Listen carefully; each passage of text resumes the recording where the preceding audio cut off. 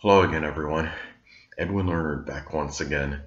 In this YouTube astrological segment, I'm going to be giving you my Scorpio April 2019 horoscope forecast, part 2 of 2. And yes, this does apply and pertain to the Sun, Moon, and Ascendant. Anyway, first thing up is as far as April goes, well, the Venus will be in Aries from the 20th until the 30th. So the 6th house will be emphasized and highlighted. Now, at this time, if unattached Scorpio, you may connect with an Aries Sun, Moon, or Ascendant person, or it may be somebody that embodies Aries characteristics. It could be at your place of work and employment, someone prominent in your daily routine. It might be someone you provide some kind of service to. But at the same time, this could also manifest perhaps in some kind of Aries. It could be Aries health-related issues you have to be spending money on. It could be something with the head or the face.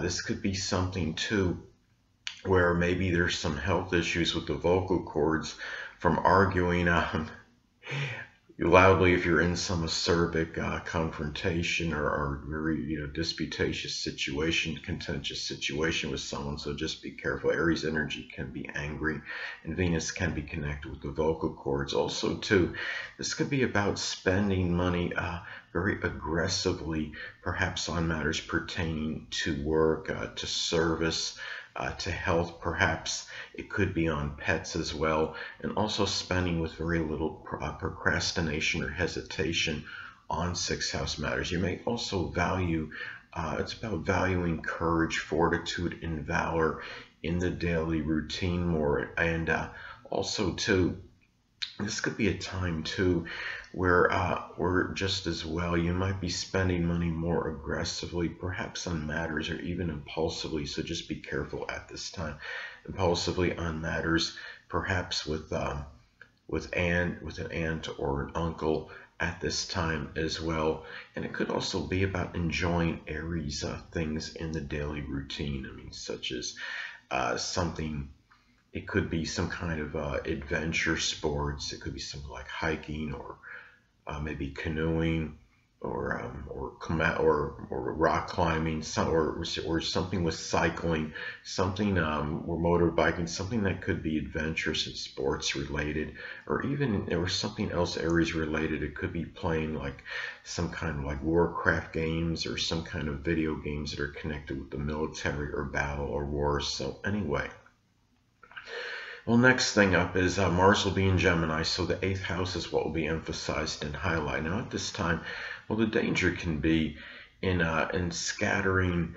I mean, you're talking about Gemini energy. Well, one thing about this could be about desiring intellectual stimulation in a sexual partner, but also not just having intellectual stimulation, but a deep connection, non-superficial one as well, considering this is the 8th house. You might find yourself, again, going back to the danger of this placement. This is about Gemini. Mars in Gemini could be about scattering the energy into really in so many different ways. It could be for a sexual partner, or somebody you're in a shared resources situation with, and when you're, it could be just over manifold things that are 8th house related. And a lot of this energy could be about really kind of dissipating the self through lack of an integrated purpose. So I mean, it's just when Mars is in Gemini, that's basically the danger about scattering your energies and not integrating them into one thing, because often you can get more accomplished if you're focusing on one thing as opposed to others. But at the same time, this could give a lot of versatility at this time as far as how you're using your energy. You might find yourself involved with, if you're unattached at this time, with a sexual liaison or interlude with a Gemini Sun, Moon, or Ascendant person, or simply one that embodies Gemini characteristics. This could also be a time too where this could manifest in some cases in some kind of possible surgery on something Gemini related, such as something with the arms, the hands, or the fingers. And until, I mean, a lot of this could, of course, could be predicated and dependent on aspects. This makes the points in your chart. An adverse aspect to say Mars, your natal Mars, or even your or even Pluto, because those two planets can be about surgery, can be something where it might increase that propensity for this. It could be something too uh, where you're looking at this could be about putting where you might have the situation with a sexual partner, someone you're in an intimate relationship with, maybe more contentious and acrimonious than usual. And also too, it could be about dealing with being very quick-witted in crisis situations at this time as well. And another thing too, this could also be about um, really perhaps really dealing with at this time uh, something where you're in again you're in an intimate relationship where basically, or you might, Mars and Gemini could sometimes be about, multiple sexual situations. You might want the best of both worlds and have your cake and eat it too at this time if unattached, and have, being with different people, but at the same time somehow wanting a deep connection with all of them.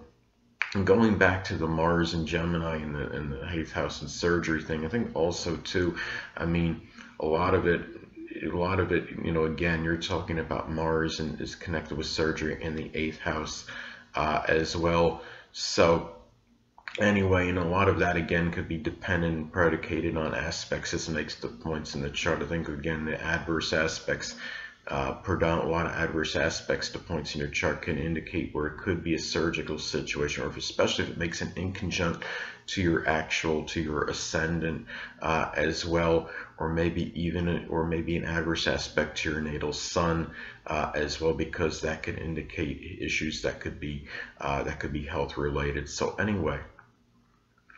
Next thing up, Jupiter will be in Sagittarius still, so the second house is what will be emphasized and highlighted. Now, this time, as I've talked about previously, Jupiter can be paradoxical. It can really be about, it's very benign and benevolent, but could also have a tendency to enlarge and expand. In some cases, it can enlarge and expand. Foolhardy, self-righteous, over-optimistic, and even over-enthusiastic nature, perhaps in matters with income generated, matters with self-worth and self-esteem. So if you're somebody that works, say you're working out vigorously to try to build yourself up, your self-esteem and self-worth, just be careful that you're not taking on more than you can, and try to avoid possible injury at this time, because Sagittarius energy can be very foolhardy and also very over-optimistic at times. Now, a lot of this too, this could also be very auspicious for a Sagittarius-related monetary endeavor. It could be something where something connected, perhaps with sports or religion or publishing or advertising. And also this could be about a lot of hope and optimism through religion, and incorporating religion and philosophy into your values at this time. And also too, again, this could be also manifest perhaps an expansion perhaps of Sagittarius possessions. It could be sports related possessions, horses. It could be matters with something with the law, such as law books, advertising, publishing materials, translation devices, and also about a lot of exuberance and enthusiasm in sports and the outdoors, which of course could impact your self-esteem and self-worth. Well, next thing up, Saturn will be in Capricorn still, so the third house is what will be emphasized and highlighted. Now, at this time, well, one way this may manifest, this could be about dealing with restrictions and limitations, perhaps in your communications, your short journeys. The short journeys, or maybe there's mechanical issues or something with the vehicle at this time that you're trying to deal with. And it might be third house matters might require more laborious work and effort at this time, more so than usual.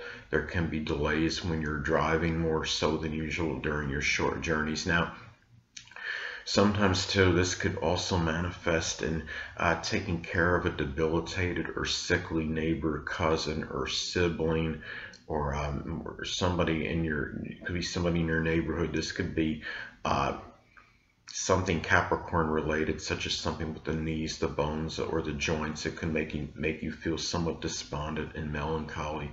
Hold on a moment, people.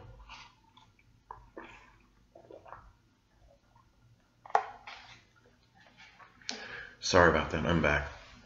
But anyway, this could also be, in some cases, this could be too, where it's about taking responsibility to third house matters, such as it could be people that were prominent in your early education, or siblings, cousins, neighbors, people that are prominent in your short journeys at this time, or maybe even short journeys in general.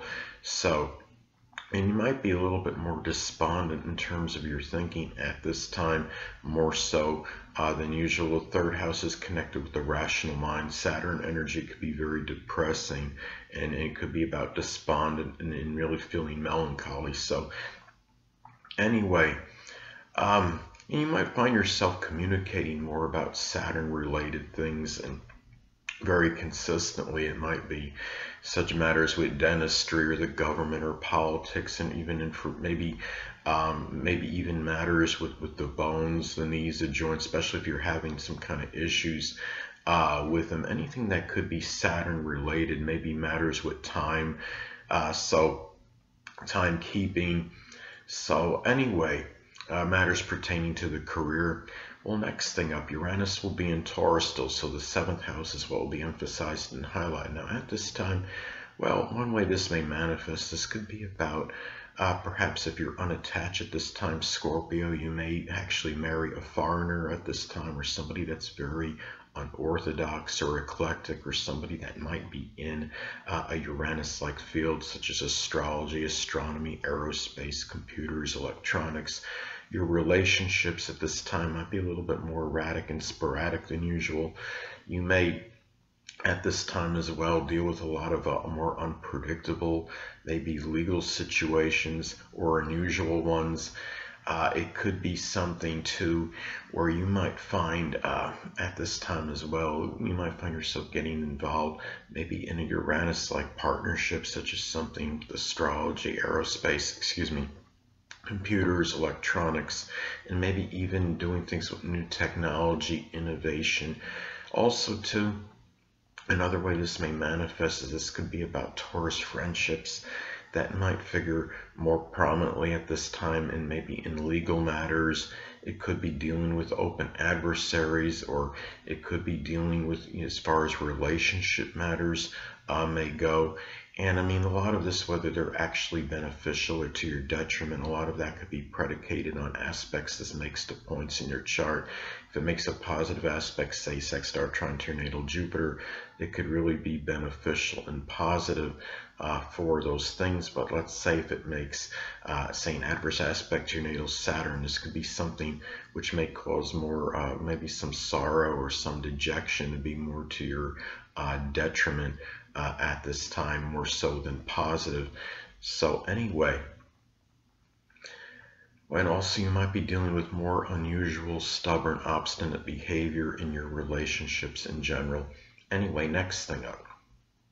Well, Neptune will be in Pisces still, so the 5th house is what will be emphasized and highlighted. Now, at this time, you may be dealing with very deceptive and duplicitous behavior, perhaps from children, lovers. It might be maybe people you may be involved with in an investment situation. It's very important not to delude yourself overly in matters pertaining to investments and speculation. At this time, Neptune energy can be very deceptive and duplicitous. It's very careful if you're in an investment situation, especially if this is, say, making an adverse aspect to your natal Venus, or your 2nd house cusp, or even your 2nd house ruler, because you could be more susceptible to financial fraud at this time in an investment situation, or it could even be maybe dealing with a lover or with a child at this time. This could also be about the dissolving and dissipation sometimes of your enjoyment, of your fun in your life, or you might simply get involved in some Neptunian type thing of fun, amusement, or enjoyment, such as poetry, dancing, photography, chemistry, the metaphysical, which includes astrology, dancing, maybe doing something connected with the water in general. It could be swimming, anything that could be Neptune related, working with illusions such as being like a magician, doing magic tricks.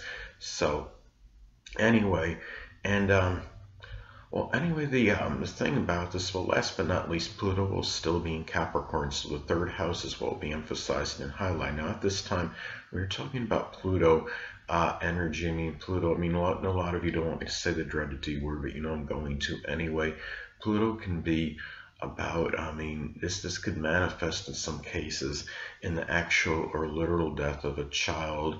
I'm sorry, not a child. It could be a sibling, a cousin, a neighbor, someone that was prominent in your early education. This could also be about perhaps maybe something in the way you talk is transformed at this time. It could be matters with a voice transformer in some isolated cases.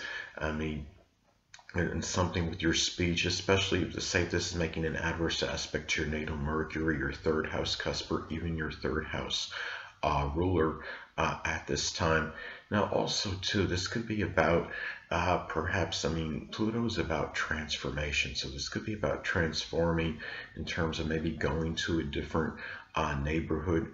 Perhaps it could be about maybe the way just you talk in general, whether it's about being more articulate or what have you, but you need to also guard at this time against perhaps compulsive or obsessive thinking at this point in time, and manipulative thinking as well, and also manipulative issues, power struggles with siblings, with cousins, with neighbors. And also too, I mean, this could be also about the transformation of way you might think regarding some issues at this time, but you may find yourself communicating more about Pluto type subjects such as the occult, supernatural, astrology, insurance matters, recycling, matters connected with some kind with just, you know, transformation in general. It could be matters pertaining to death, or matters that are psychological, anything that could be Pluto related, maybe horror, things that are Pluto, anything that could be associated with Pluto. So anyway, people, well, that'll conclude this YouTube astrological segment for my Scorpio April 2019 horoscope forecast, part 2 of 2. Stay tuned next time where I'll be giving you my Sagittarius April 2019 horoscope forecast, part 1 of 2. Two things I want to get with you on before I head out. Firstly, the stars may impel but do not compel. And secondly, never isolate any single astrological element, aspect, planetary placement, position, configuration, influence, or what have you, and make an analysis of a person, astrologically speaking, based on this alone, because astrologically speaking, the person is the sum of all their components in their natal chart and not just one. Until next time, people, stay well.